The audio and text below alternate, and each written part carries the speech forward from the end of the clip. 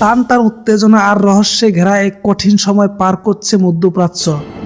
যেন দাবার বোর্ডে একের পর এক অপ্রত্যাশিত চাল, আর তার মাঝে উঠেও আসছে বিশ্বাসঘাতকতার বিস্ফোরক অভিযোগ।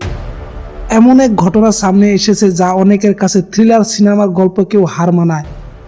ইরানের শক্তিশালী কুদস ফোর্সের প্রধান জেনারেল ইসমাইল কানিকে ঘিরে শুরু হয়েছে নজরবিহীন জল্পনা। কয়েকদিন ধরে তাকে প্রকাশ্য দেখা যাচ্ছে না, আর এই অনুপস্থিতির ঘিরে ছড়িয়ে পড়েছে নানা গুঞ্জন। অনেকে দাবি করেছেন ইরানের ভেতরে নাকি গোপনে মৃত্যুদণ্ড কার্যকর করা হয়েছে এই প্রভাবশালী সেনা কর্মকর্তার। কানি দায়িত্ব নিয়েছিলেন কিংবদন্তি কমান্ডার কাসেম সুলাইমানির মৃত্যুর পর, কিন্তু এখন তার বিরুদ্ধে উঠেছে চরম বিশ্বাসঘাতকতার অভিযোগ। কিছু আন্তর্জাতিক সূত্রের দাবি, তিনি নাকি দীর্ঘদিন ধরে ইসরায়েলের গোয়েন্দা সংস্থা মোসাদের সাথে গোপনে যোগাযোগ রাখছিলেন। যে মানুষটি ইরানের আঞ্চলিক সামরিক কৌশলের অন্যতম স্তম্ভ ছিলেন, তাকেই এখন অভিযুক্ত করা হচ্ছে শত্রুপক্ষকে গোপন তথ্য দেওয়ার জন্য। সবচেয়ে আলোড়ন তোলা অভিযোগটি হলো গত 28 ফেব্রুয়ারি তেহরানে ইরানের সর্বোচ্চ নেতা আয়াতুল্লাহ আলী খামেনির বাসভবনে যে ভয়াবহ বিমান হামলা হয়, তার পিছনে নাকি কানির দেওয়া তথ্য ছিল। সেই হামলায় খামেনির মৃত্যু হয়েছে বলেও বিভিন্ন অনানুষ্ঠানিক সূত্র দাবি করেছে। এমনকি প্রশ্ন উঠেছে, কানি কি ইচ্ছাকৃতভাবে হামলার কয়েক মিনিট আগে সেখান থেকে সরে গিয়েছিলেন নিজের জীবন বাঁচাতে?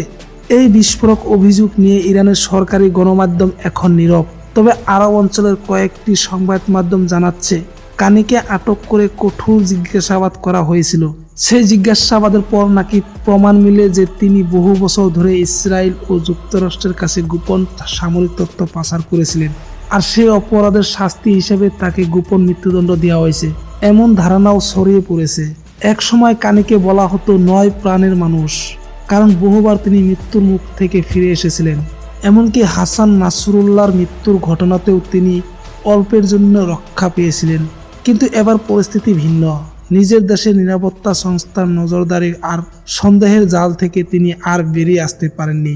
বিশেষ করে খামেনির মতো সম্মানিত নেতার প্রতি বিশ্বাস ভঙ্গের অভিযোগ ইরানের জন্য অত্যন্ত গুরুতর বিষয়। ফলে এই ঘটনা ইরানের ভিতরে এবং গোটা মধ্যপ্রাচ্য এক অস্থিরতা তৈরি করেছে।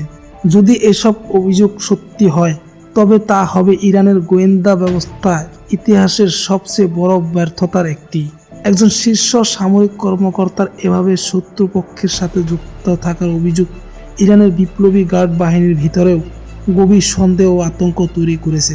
তারা এখন নিজেদের মধ্যেই সম্ভাব্য বিশ্বাসঘাতকদের খুঁজে বের করতে আরও সতর্ক হয়ে উঠেছে। ভিডিওটি ভালো লাগলে অবশ্যই একটি লাইক দিবেন।